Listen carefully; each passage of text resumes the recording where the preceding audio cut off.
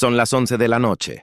Llevas 9 horas frente a una pantalla, te duelen los ojos, y mañana toca repetirlo todo otra vez.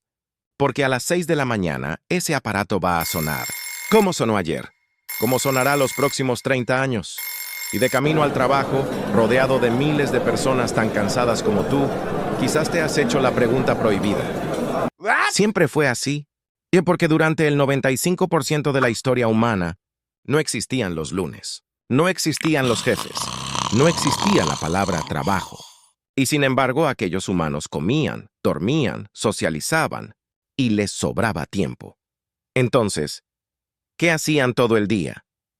La respuesta va a hacer que veas tu oficina de una forma muy distinta. Pues empecemos por lo básico. Un cazador-recolector se despertaba con el sol, sin prisa. Y su jornada laboral, si podemos llamarla así, consistía en una sola cosa: conseguir comida. Las mujeres solían encargarse de la recolección: bayas, frutos, semillas.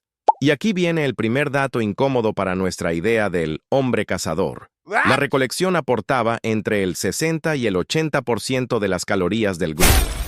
El supermercado de la tribu no era la casa, era el arbusto. También desenterraban tubérculos, raíces ricas en almidón que eran el equivalente prehistórico del pan de cada día. Los cazadores salían en grupos pequeños. Leían huellas como nosotros leemos mensajes, y cuando había suerte, un solo animal grande alimentaba a todo el grupo durante días. Pero la suerte no era diaria. La caza fallaba más veces de las que acertaba. Ahora, la pregunta del millón: ¿cuánto tiempo tomaba todo esto?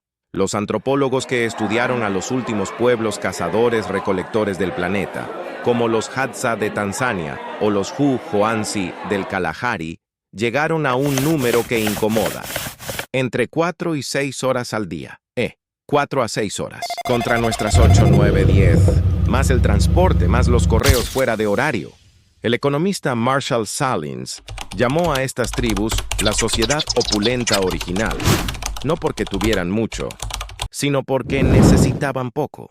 Para media tarde, el grupo volvía al campamento con lo recolectado. Y aquí viene algo importante.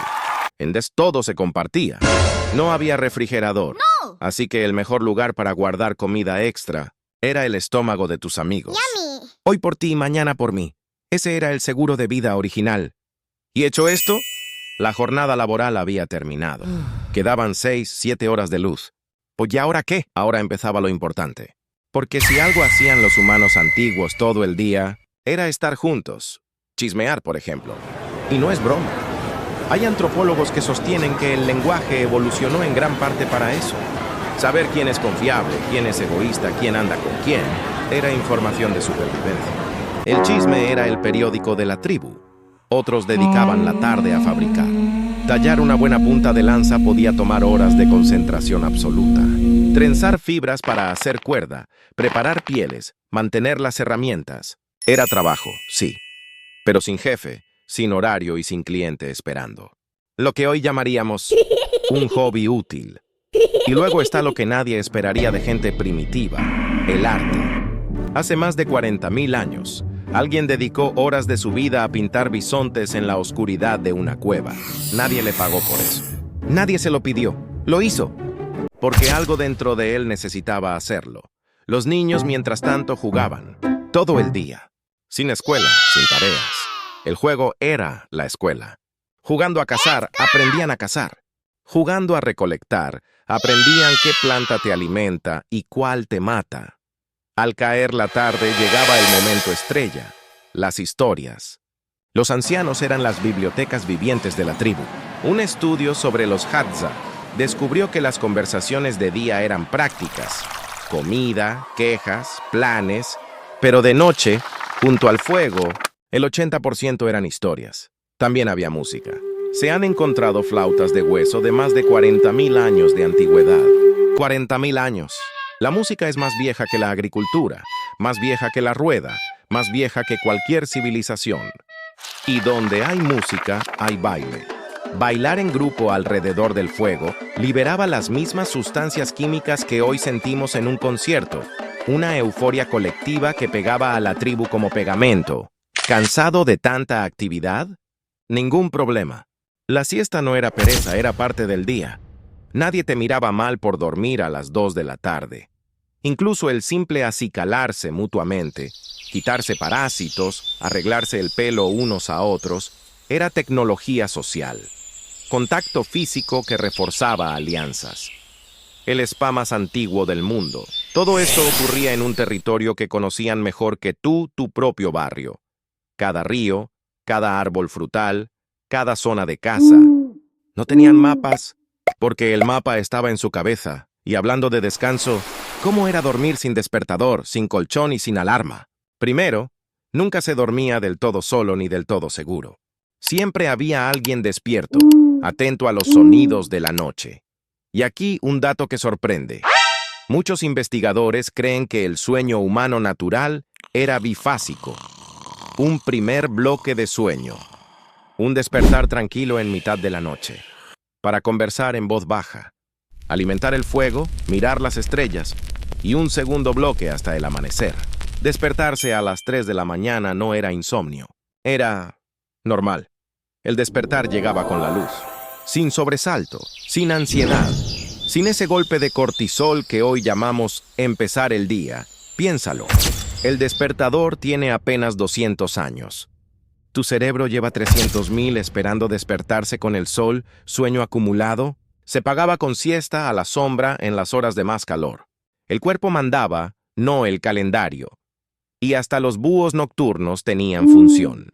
Un estudio con los Hadza mostró que en un campamento casi nunca están todos dormidos a la vez. Jóvenes y mayores tienen cronotipos distintos. Y esa diferencia era un sistema de vigilancia natural.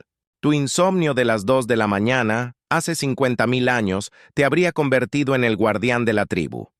Dormir, en resumen, no era una tarea que optimizar. Era algo que simplemente pasaba. Por turnos en grupos sin culpa. Entonces, ¿qué salió mal? Hace unos 10.000 años, en algún lugar del Medio Oriente, alguien notó que las semillas que caían al suelo volvían a crecer. Parecía el truco definitivo. Comida garantizada, sin caminar kilómetros. Pero había letra pequeña. El trigo es una planta exigente. Hay que limpiar el terreno, sembrar, regar, quitar plagas, cosechar. El historiador Yuval Noah Harari lo resumió en una frase brutal. No domesticamos al trigo. El trigo nos domesticó a nosotros. La jornada de 4 a 6 horas se convirtió en una jornada de sol a sol. El agricultor trabajaba más horas, con menos variedad de comida y más dolor de espalda que cualquier cazador-recolector. Pero la agricultura trajo algo más peligroso que el trabajo duro: el excedente. Por primera vez se podía acumular. Y donde hay acumulación, nace la propiedad. Y donde hay propiedad, nace el miedo a perderla. El excedente había que protegerlo, administrarlo, repartirlo. Y así aparecieron los que ya no producían comida, sino que organizaban a los que la producían. Jefes, sacerdotes, reyes. La jerarquía había llegado para quedarse. ¿Y el cuerpo? Los esqueletos de los primeros agricultores lo dicen todo. Más bajos que sus abuelos cazadores, con artritis, con caries, con columnas deformadas por la carga. La revolución agrícola fue, en palabras de más de un historiador, el mayor fraude de la historia. Después vinieron los impuestos, parte de tu cosecha para el que manda. Luego la escritura, inventada, por cierto, para llevar cuentas de granos y deudas.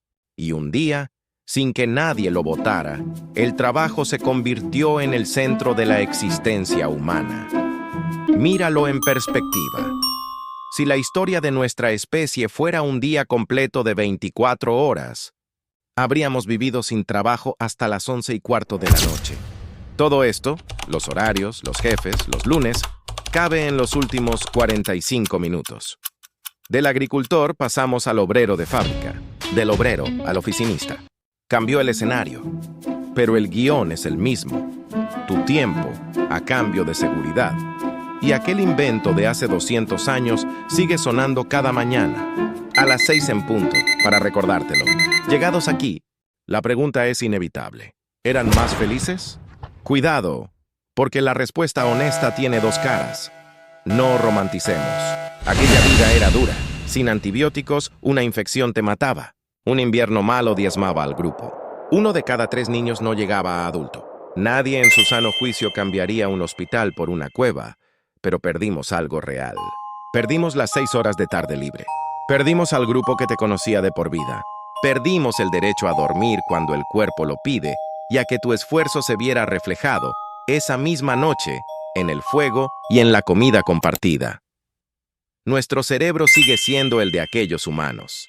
Por eso, después de 9 horas de oficina, terminas frente a una pantalla brillante, buscando historias. Tu televisor es una fogata a la que le falta lo más importante, la tribu. Quizás por eso los momentos que más recuerdas de tu vida nunca son de trabajo. Son las sobremesas largas, los amigos, la noche en que alguien contó aquella historia. Tu ADN sabe perfectamente qué es lo que importa. Solo que el despertador no lo deja hablar. Así que la próxima vez que suene a las 6 de la mañana, recuerda. No estás cansado porque seas débil. Estás cansado porque llevas encima 10.000 años de un experimento para el que tu cuerpo nunca fue diseñado. ¿Y tú qué opinas? ¿Ganamos o perdimos con el cambio? Te leo en los comentarios. Y si este video te hizo pensar, suscríbete. Cada semana respondemos una pregunta que nunca supiste que tenías.